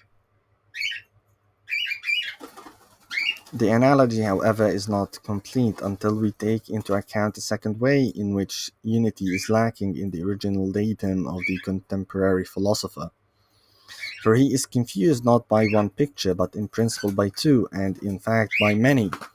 The plurality I have in mind is not that which concerns the distinction between the fact-finding, the ethical, the aesthetic, and the logical, and the religious and other aspects of experience, but for these are but aspects of one complex picture, which is to be grasped reflectively as a whole.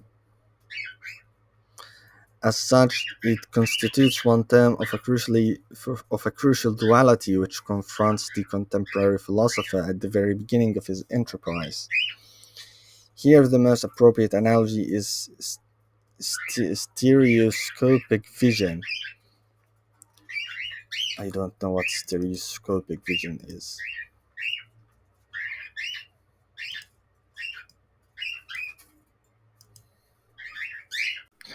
So, stereoscopy, also called stereoscopics or stereo imaging, is a technique for creating or enhancing the illusion of depth in an image by means of stereopsis for binocular vision. The word stereoscopy derives from the Greek stereos, firm, solid, and scopio, to look, to see. Any stereoscopic image is called a stereogram. Originally, stereogram referred to a pair of stereo images which could be viewed using a stereoscope. I do not understand anything. So, let's start with the depth perception thing. Depth perception is the ability to perceive distance to objects in the world using the visual system. The visual system, okay. And visual perception.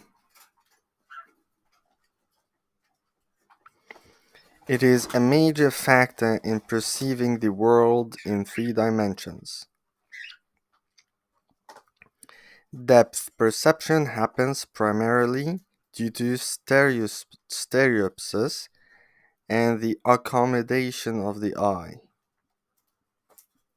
Accommodation is the process by which the vertebrate eye changes optical power. What the heck is optical power? To maintain a clear image or focus. Okay, let's see what is stereopsis.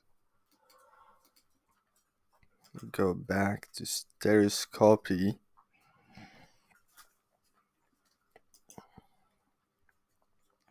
Stereopsis, solid appearance sight, is the component of depth perception retrieved through binocular vision. What is binocular vision? In biology, binocular vision is a type of vision in which an animal has 2 eyes capable of facing the same direction to perceive a single 3-dimensional image of its surroundings. Binocular vision does not typically refer to vision where an animal has eyes on opposite sides of the head and shares no field of view between them. Okay. I'm getting it. Stereopsis is the component of depth perception retrieved through binocular vision. I still don't get it.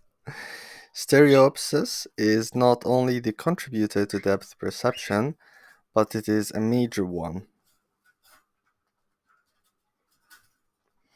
Binocular vision happens because each eye receives a different image because they are in slightly different positions in one's head. These positional differences are referred to as horizontal disparities, or more generally, binocular disparities. Disparities processed individual cortex of the brain to yield depth perception. While binocular disparities are naturally present when viewing a real three-dimensional scene with two eyes, they can also be stimulated by artificially presenting two different images separately to each eye using a method called stereoscopy. The perception of depth in such cases is also referred to as stereoscopic depth. Like in 3D movies, stereoscopy is a technique for creating and enhancing the illusion of depth in an image by means of stereopsis for binocular vision. The word stereoscopy, okay. Any stereoscopic image is called stereogram. Most stereoscopic methods present a pair of two-dimensional images to the viewer. The left image is presented to the left eye and the right image is presented to the right eye. When viewed, the human brain perceives the images as a single 3D view, giving the viewer the perception of 3D depth. However, the 3D effect lacks proper focal depth, which gives rise to the vergence accommodation conflict. Okay.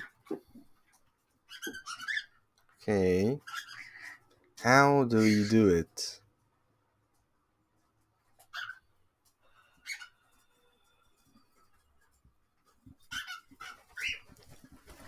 We need a stereoscope to have the effect, right?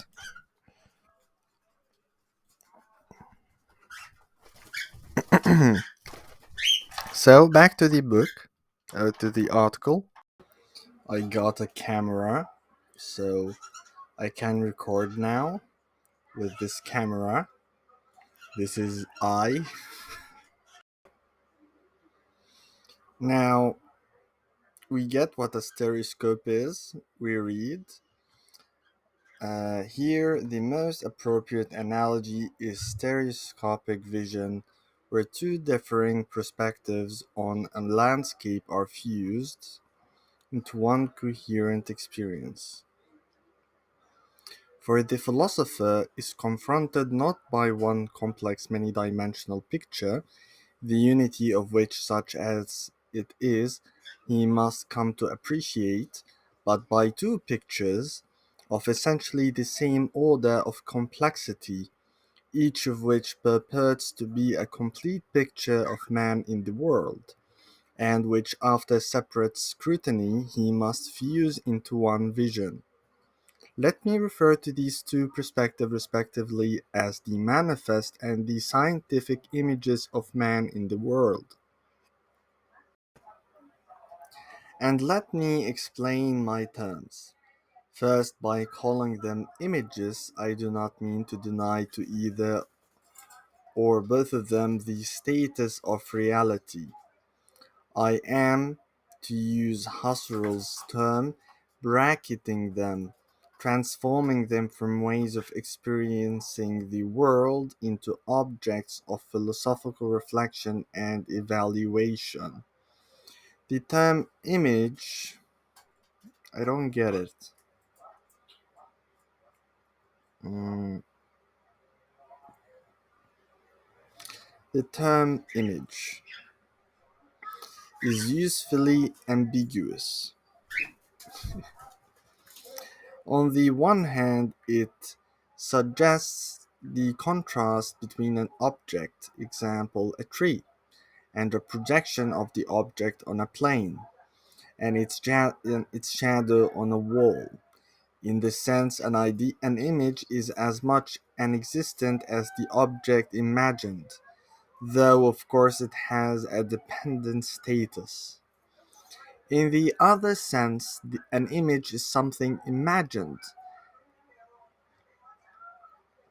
and that which is imagined may well not exist, although the imagining of it does, in which case can we speak of the image as merely imaginary or unreal, but the imagined can exist. Hmm. May exist, can exist, may exist, I think. As when one imagines that something is dancing in the next room and someone is. This ambiguity enables me to imply that the philosopher is confronted by two projections of man in the world on the human understanding. One of these projections I will call the manifest image, the other the scientific image. These images exist and are as much a part and parcel of the world as this platform or the Constitution of the United States. But in addition to being confronted by these images as existence, he is confronted by them as images in the sense of things imagined, or as I had better say at once conceived.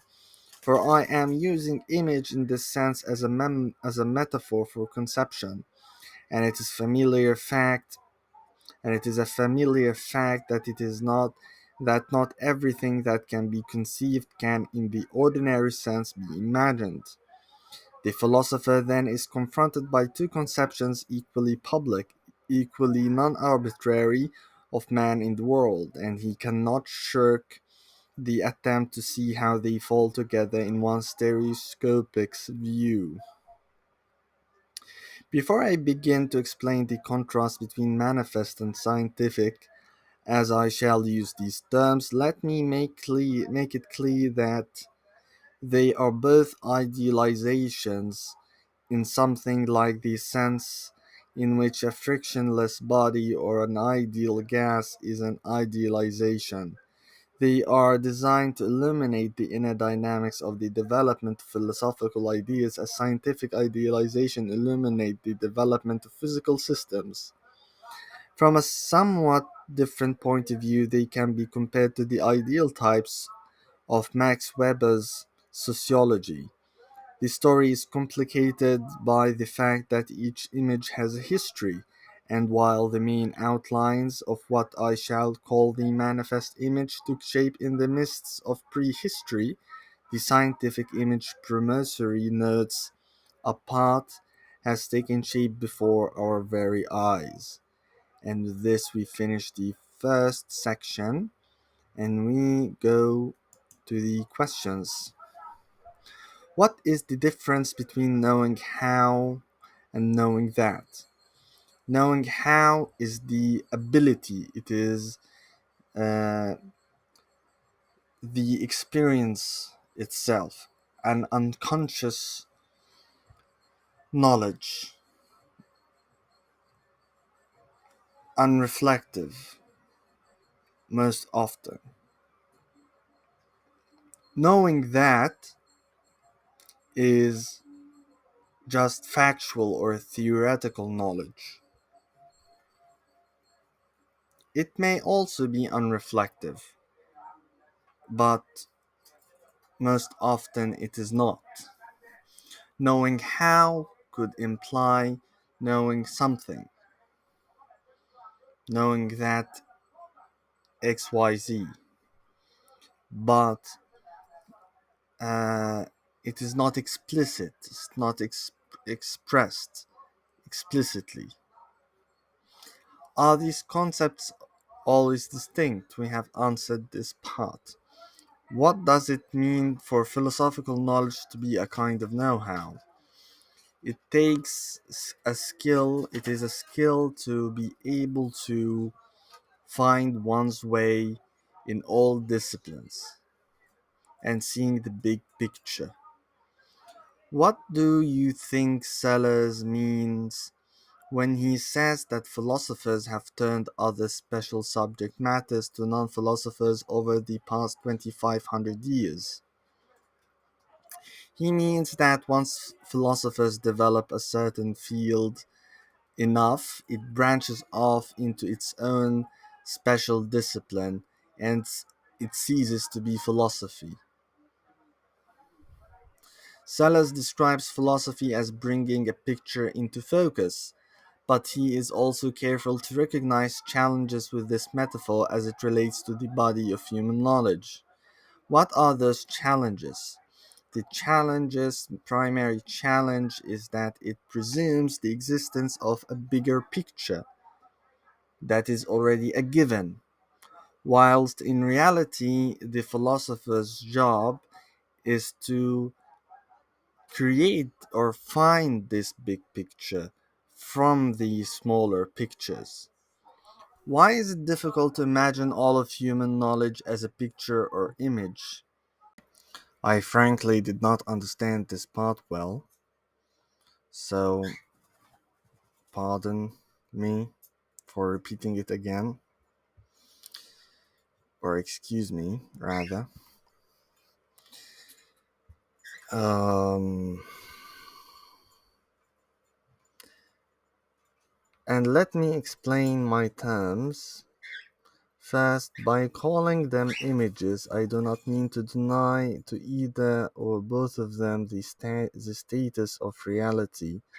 I am to use Husserl's term, bracketing, bracketing them, transforming them from ways of experiencing the world into objects of philosophical reflection and evaluation.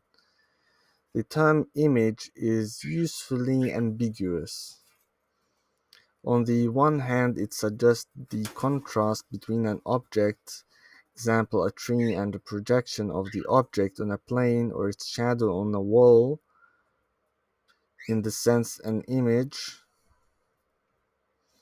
is as much an existent as the object imaged, though of course it has a dependent status. So if I can say to that looking, I would say it is difficult because it may suggest that there is a distinction between the image and and the imaged, in the sense that it might be unreal and just an image, divorced from the imaged. Perhaps that is one way to say it. That is the limits of my understanding. Let's continue. In the other sense, an image is something imagined, and that which is imagined may well not exist, although the imagining of it does, in which case we can speak of the image as merely imaginary or real.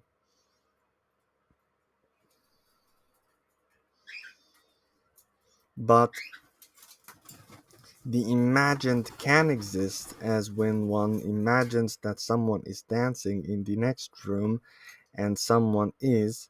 This ambiguity enables me to imply that the philosopher is confronted by two projections of the. This ambiguity enables me to imply that the philosopher is confronted by two projections of man in the world on the human understanding. One of these projections I will call the manifest image, and the other the scientific image. These images exist and are as much a part and parcel of the world as this platform or the Constitution of the United States. Okay, wait. It is difficult. What was the question? I forgot.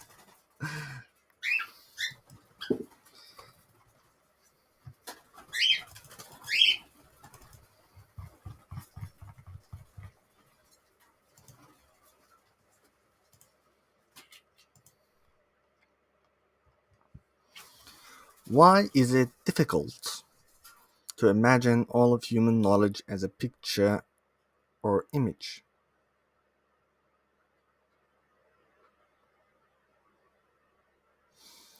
Because it may suggest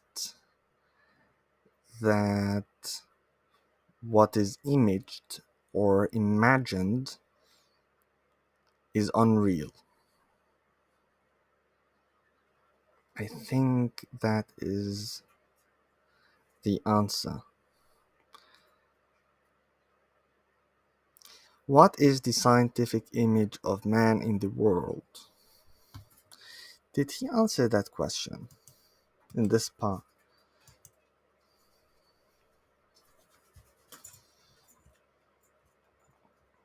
But in addition to being confronted by these images as existence, he is confronted by them as images in the sense of things imagined, or as I had better said, at once conceived, for I am using image in this sense as a metaphor for conception, and it is a familiar fact that not everything that can be conceived can in the ordinary sense be imagined.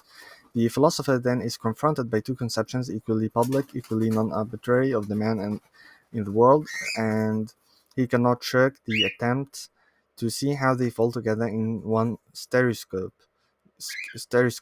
view. Before I begin to explain the contrast between manifest and scientific, so he did not. But if I had to guess, mm,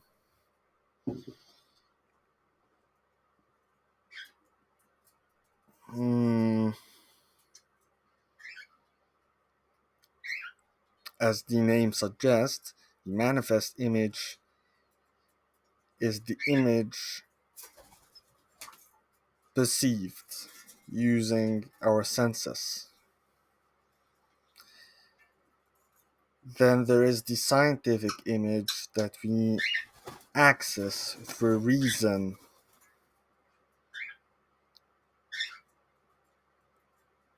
Yes, that's it.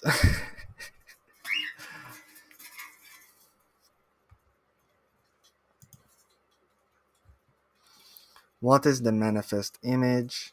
How are they different? And why are these two images the primary images that need to be brought into focus so that philosophy may have an eye on the whole? I find this subject very interesting because it pertains to timology, as we have, as this channel is all about, where the Times give precedence to the manifest image over the scientific image, right? So there is also the esoteric image, which is confused sometimes with the scientific image. So there is this different attitudes towards the manifest image, one which perceives it as the real and most important image, and the other which perceives it as an illusion entirely, and a middle path, which is the reasonable path, which is the scientific image, right? We are careful in our interpretation of the manifest image.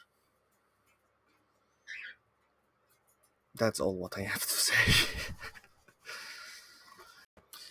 And here we reach the end of the video. And thank you for watching, and peace.